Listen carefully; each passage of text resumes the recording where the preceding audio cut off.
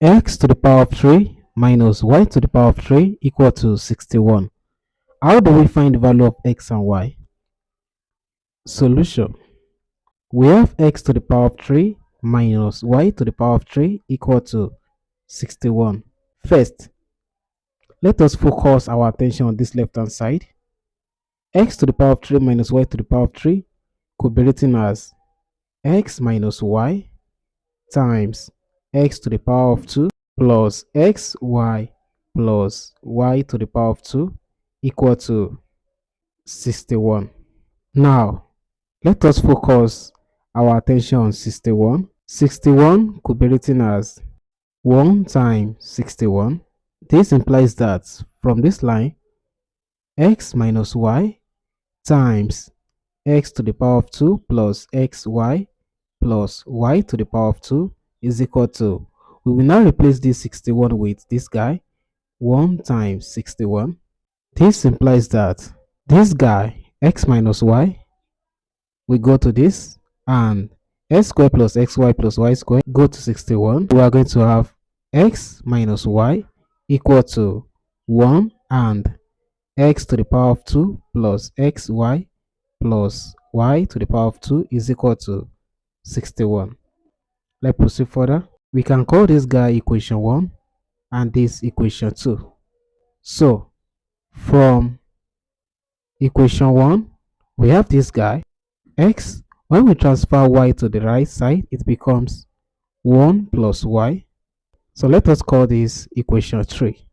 So now, substitute equation 3 into equation 2. Anywhere we see x, we are going to plug in 1 plus y.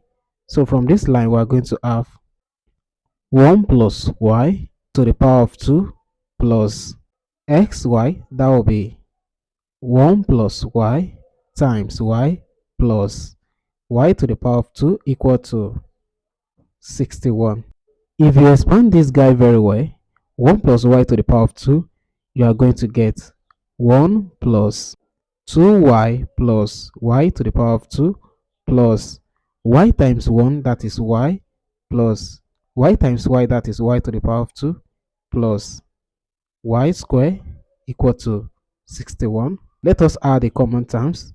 Y square plus y square plus y square, that is 3y square plus y plus 2y, that is 3y plus 1 equal to 61.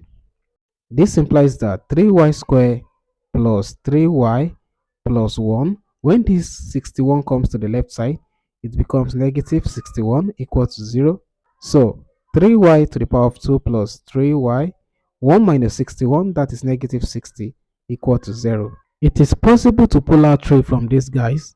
So we are going to have 3 into y to the power of 2 plus y minus 20 equal to 0.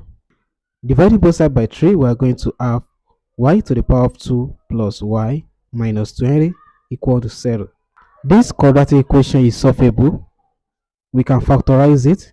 So we are going to have y to the power of 2. Y could be written as 5y minus 4y minus 20 equal to 0. The common terms here is y, so we can pull it out. That will be y into y plus 5. What is the common terms here? It is possible to factor out negative 4, so we are going to have negative 4 into y plus 5 equal to 0. This implies that y plus 5 times y minus 4 is equal to 0, which in turn gives y plus 5 equal to 0 or y minus 4 equal to 0. Clearly, y is equals to negative 5 or y is equals to 4. Thus, we have two values for y. We can use these two values to obtain the value for x. So, since x equal to 1 plus y, this particular equation comes from equation 3. Let me show you. This is equation 3. So let us proceed further. We will now consider each of these. When y equals to negative 5. What is the value of x? So our value of x will become 1 plus y, that is negative 5. X equals to 1 plus times minus 5, that is negative 5. So 1 minus 5, that is simply negative 4. Thus, x comma y, which is the first solution, is, what is x? X is negative 4, so we have minus 4 comma, what is y? Y is minus 5. This is the first solution. Let us now consider the case when y is equals to 4. When y is equals to 4, what will be the value of x? From this line, we are going to have x equal to 1 plus, instead of y, our y now is 4. So we have 4. That means x is equals to 1 plus 4, that is simply 5. Thus, the second solution, which is x comma y, is equal to, what is x? X is 5, comma, and what is y? Y is 4. This is the second solution.